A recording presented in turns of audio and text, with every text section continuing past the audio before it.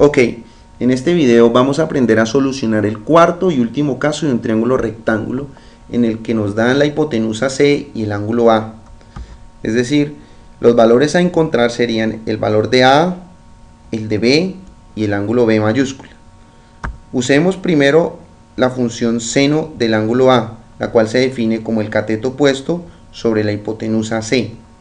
De ahí extraemos el valor de A, el cual es C veces el seno de A. De la misma manera, con la función coseno de A, que se define como el cateto adyacente B sobre la hipotenusa C, extraemos el valor de B, que nos da C veces el coseno de A. Por último, para el ángulo B, simplemente hacemos la diferencia entre 90 grados y el ángulo A. Veamos pues un ejemplo de esta situación. La vista desde un dron en la figura muestra a dos personas jalando a una mula terca. Encuentre la fuerza única que es equivalente a las dos fuerzas que se muestran. Para empezar, vemos que la fuerza 1 tiene una magnitud de 120 newtons a 60 grados en el primer cuadrante. Vemos que esta fuerza se puede descomponer en dos partes, una en el eje X positiva y otra en el eje Y también positiva.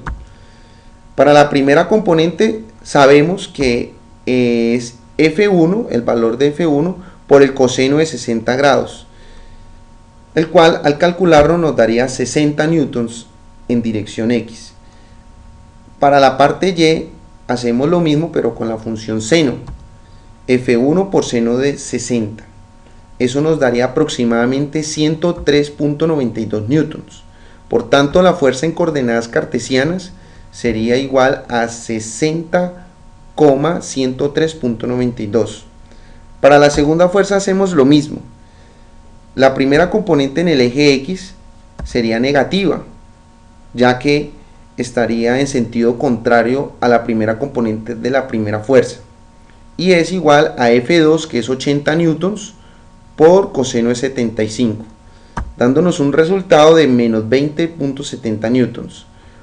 Para la segunda componente de la segunda fuerza utilizamos F2 por seno de 75, el cual nos daría aproximadamente 77.27 newtons, positivo también.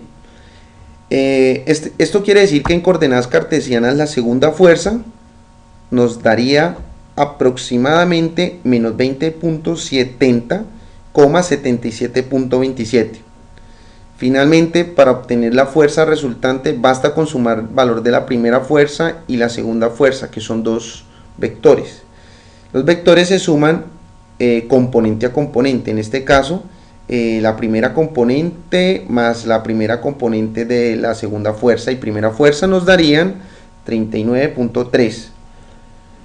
Ahora, las segundas componentes de la primera fuerza, que es 103.92, y la segunda componente, la segunda fuerza, que es 77.27, nos daría aproximadamente 181.2 newtons. Ahora veamos este problema en el contexto geométrico. Utilicemos el GeoGebra para esto.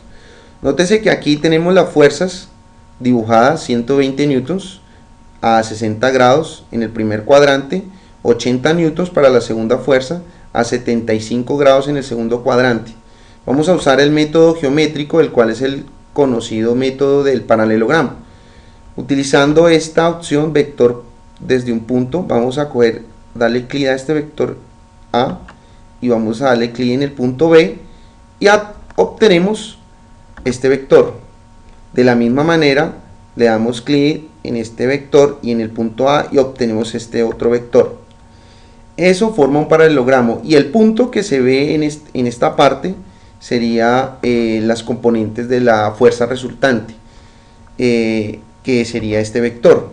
Este vector rojo que se puede ver es la fuerza resultante de los dos vectores F1 y F2. Su magnitud sería por tanto de 181.19 en dirección y 39.29 en dirección X. Veamos esto en coordenadas polares. Eso quiere decir que esto nos daría 185.40 newtons. Veamos, corroboremos la situación del punto A, utilicemos esta opción. Como podemos ver, el tamaño de ese vector es de 185.40 y el ángulo formado tendría que ser este que está aquí, que sería de 77.76. Ese nuevo vector da lo mismo que utilizar las dos fuerzas anteriores. Bueno, y esto es exactamente lo que nos pedían. Nótese que en coordenadas polares esto equivale a 77.76 grados con una fuerza total de 185.40. Y es lo mismo que hicimos visto en coordenadas cartesianas, como vemos aquí. Ya este es el último caso, los espero en otro video en donde voy a hablar de triángulos oblicuángulos, por supuesto las leyes del seno y coseno. Muchas gracias por la atención prestada.